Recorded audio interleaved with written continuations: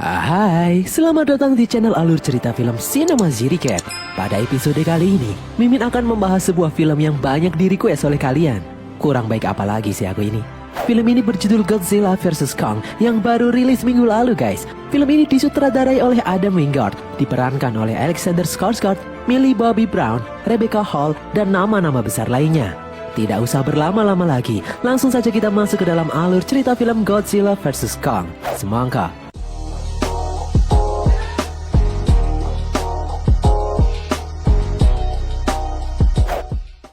Di suatu tempat di dalam pulau tengkorak, sang raja, Kong, terbangun dari tidurnya. Dia melalui rutinitas paginya seperti biasa, mandi, gosok gigi, dan lain-lain. Kong kemudian mencabut sebuah pohon dan membuatnya runcing. Kong ditemui oleh seorang gadis yang bernama Jia. Mereka berdua terlihat seperti berkomunikasi. Sejenak Kong memperhatikan boneka yang dibuat oleh Jia. Kong kemudian melemparkan pohon yang dia bawa menuju atas.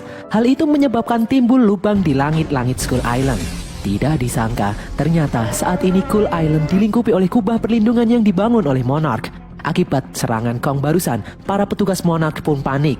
Seorang petugas menemui sang pawang Kong yang bernama Dr. Andrews. Para karyawan Monarch ingin agar Kong dipindahkan saja, jangan dikurung. Namun Andrews memiliki pendapat lain. Dia takut jika Kong berkeliaran di luar sana, maka akan terjadi pertarungan hidup mati antara Kong dan Godzilla. Andrews percaya kalau Kong keluar, Godzilla pasti akan mendatanginya. Karena tidak boleh ada dua Titan Alpha di muka bumi. Suku Iwi, penghuni asli Skull Island, sudah memprediksi pertarungan itu sejak lama. Jia kemudian mendatangi Andrews.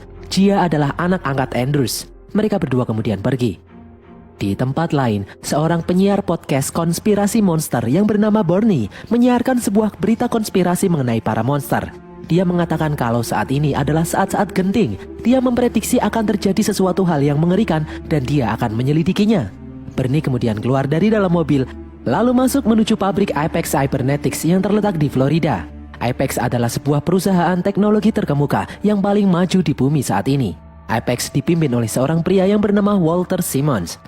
Bernie memasuki pabrik Apex. Bernie adalah seorang karyawan magang di sana. Bernie mengganggu rekannya yang sedang bekerja sebagai operator mesin. Bernie mengganggunya hingga membuat temannya itu kesal dan memutuskan untuk pergi sejenak ke kamar mandi. Bernie lalu menghack komputer rekannya itu. Dia masuk ke dalam jaringan perusahaan dan mendownload beberapa file. Bernie menemukan info jika Apex Florida saat ini membangun sebuah fasilitas raksasa di kantor pusat yang berada di Hong Kong. Bernie kemudian dikejutkan dengan alarm yang berbunyi. Itu adalah alarm peringatan serangan Godzilla. Dan benar sekali, dari laut, Godzilla dengan kecepatan tinggi berenang menuju pabrik Apex yang ada di Florida. Hal ini membuat semua karyawan Apex dievakuasi. Namun Bernie malah melakukan hal lain. Dia menyelinap masuk ke dalam kantor.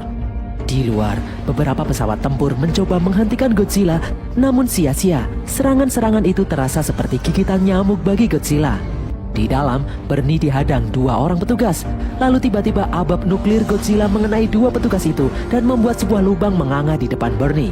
Dari balik tembok, Bernie melihat sebuah mesin aneh berwarna merah yang menyala. Di luar, Godzilla masih terus mengamuk menghancurkan pabrik Apex. Keesokan harinya, berita-berita di televisi menyiarkan serangan brutal Godzilla di pabrik Apex semalam. Seusai pulang sekolah, Maddie sambil berjalan pulang mendengar podcast yang dibawakan Bernie yang mengatakan kalau serangan Godzilla malam tadi pasti ada pemicunya. Di dekat pabrik Apex yang hancur, Maddie menemui ayahnya, Mark, yang bekerja di dalam camp milik Monarch. Maddie menjelaskan kalau serangan Godzilla pasti bukan karena iseng, pasti ada maksud dan tujuan tertentu. Namun Mark tidak mendengarkan ucapan Maddie. Mark menjelaskan kalau bisa saja saat ini Godzilla sudah berubah, yang dulunya baik sekarang menjadi buas. Mark khawatir karena saat ini tidak ada yang bisa menghentikan Godzilla.